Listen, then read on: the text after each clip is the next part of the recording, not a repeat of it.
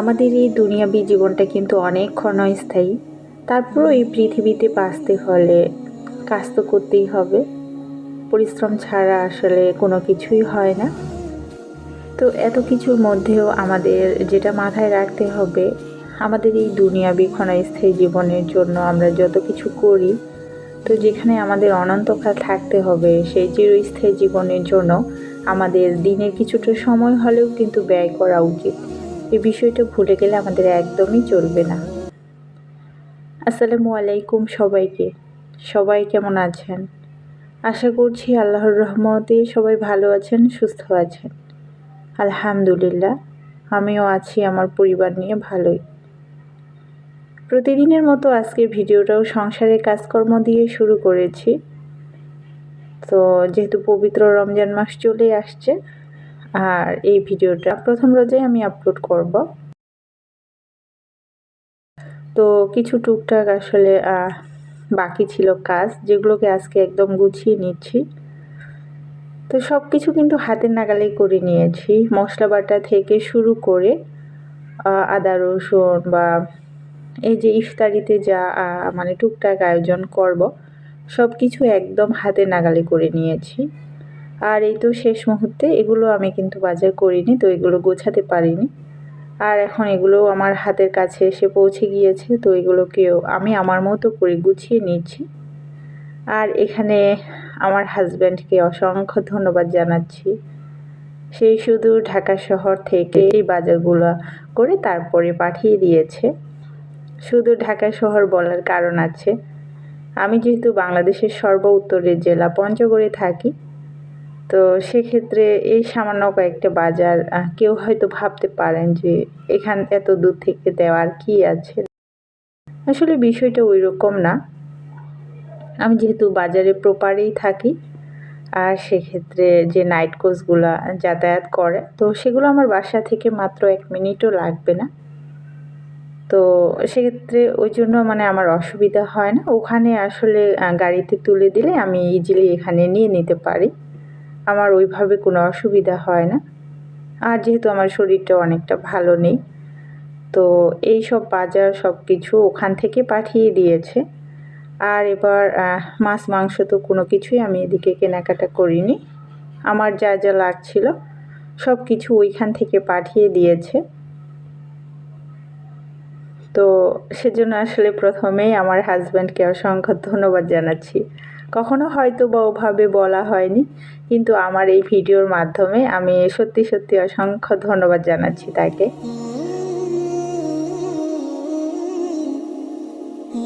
আর এখানে এই তো মাছগুলো, আগে ওগুলোকে গুছিয়ে নিয়েছি শুকনো বাজারগুলোকে, তারপরে মাছগুলোকে ধুয়ে নিচ্ছি। মাছগুলো আমাকে কুটতে হবে। গতবার যখন আমাকে এভাবে মাছ পাঠিয়ে দিয়েছিল তখন কিন্তু একেবারে কুটে পরিষ্কার করে দিয়েছে, কিন্তু এবারে এরকমটা হয়নি। তো অনেকটা সময় নিয়ে আমাকে কিন্তু মাছগুলো কুটতে হয়েছে। বলতে পারেন যে দিনের অর্ধেকটা সময় আমার এইগুলোর পিছনেই চলে গিয়েছে।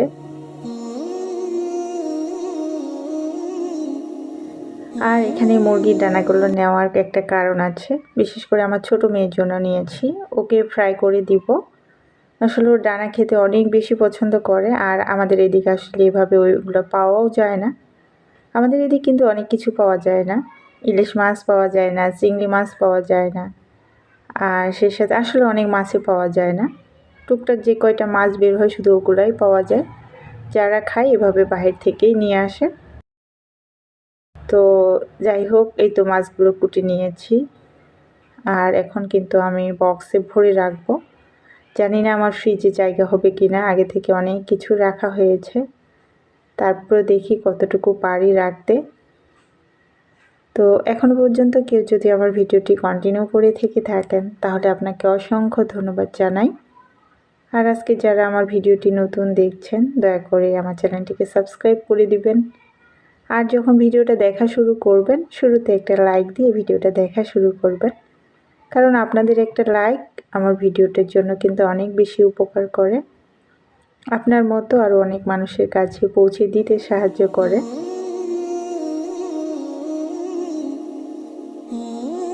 তো এখানে আমার মাছগুলো করতে কিন্তু অনেকটা সময় লেগেছে, যেহেতু আমি মাছ করতে ওইভাবে অভ্যস্ত না, আমার কখনো ওইভাবে মাছ কোটা হয়ে পড়ে না। এতদিন তো ঢাকা শহরে ছিলাম, ওইখানে সব সময় তো হাজব্যান্ড মাছ কুটে নিয়ে আসতো বাজার থেকে। আর এখনও আমি যখন এদিকে বাজার করি তখন আমি কুটে নিয়ে আসি, তবে এই মাছগুলো আসলে ওইভাবে কোটা হয়নি।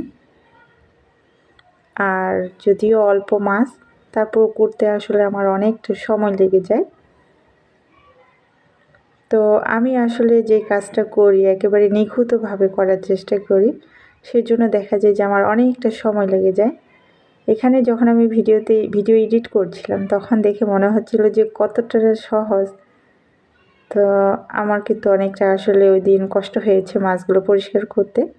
তো মাছগুলো পরিষ্কার করতে আমার যতটা না কষ্ট হয়েছে তার থেকে আমার এই রান্নাঘরটাকে পরিষ্কার করতে মনে হচ্ছে যে সময়টা অতটাই লেগে গিয়েছে। তো 2-3 বার করে একেবারে সমস্ত রান্নাঘরটাকে পরিষ্কার করেছি।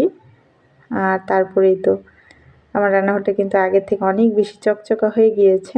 একেবারে ওয়াল থেকে শুরু করে নিচ পর্যন্ত সমস্ত কিছু পরিষ্কার করে নিয়েছি। আর এখন এই তো এখানে সমস্ত বাসাটাকে মুছে পরিষ্কার করে নিব। বাসাটা মুছতেও কিন্তু অনেকটা সময় লেগে যায়।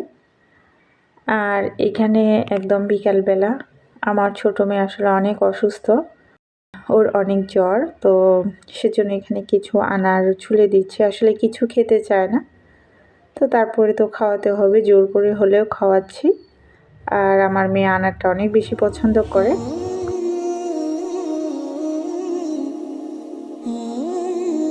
তো এইখানে আমি এখন আনারগুলো ছুলে তারপরে ওকে একটু খাওয়ানোর চেষ্টা করব। আসলে ভিডিওতে এখানে কাজ করা সম্পূর্ণ মন মানসিকতার উপরে নির্ভর করে। আমার কাছে যেটা মনে হয়, মন ভালো না থাকলে আসলে ওইভাবে ভিডিওতে ভয়েস ওভার করতেও ইচ্ছা করে না।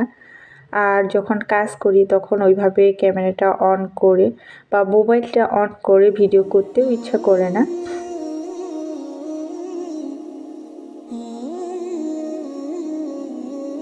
এখানে কাজ করতে হলে আমার কাছে মনে হয় যে সবার প্রথমে মন মানসিকতা ভালো থাকতে হবে। আসলে মন ভালো না থাকলে ওইভাবে এখানে কাজ করতে ইচ্ছাও করে না। তো তারপরেও আজকে ওইভাবে ভয়েস ওভার দিয়েছি। জানি না আপনাদের কাছে আমার আজকের ভিডিওটি কেমন লাগবে। যদি ভিডিওটি ভালো লেগে থাকে তাহলে একটি লাইক দিতে একদমই ভুলবেন না। আর আজকের ভিডিওটা আমি একদম বড় করতে চাচ্ছি না। সবার সুস্বাস্থ্য কামনা করে এখানে আজকের ভিডিওটা শেষ করছি। আর সবাইকে পবিত্র মাহে রমজানের শুভেচ্ছা জানাচ্ছি। সবাই ভালো থাকবেন। আল্লাহ হাফিজ। আসসালামু আলাইকুম।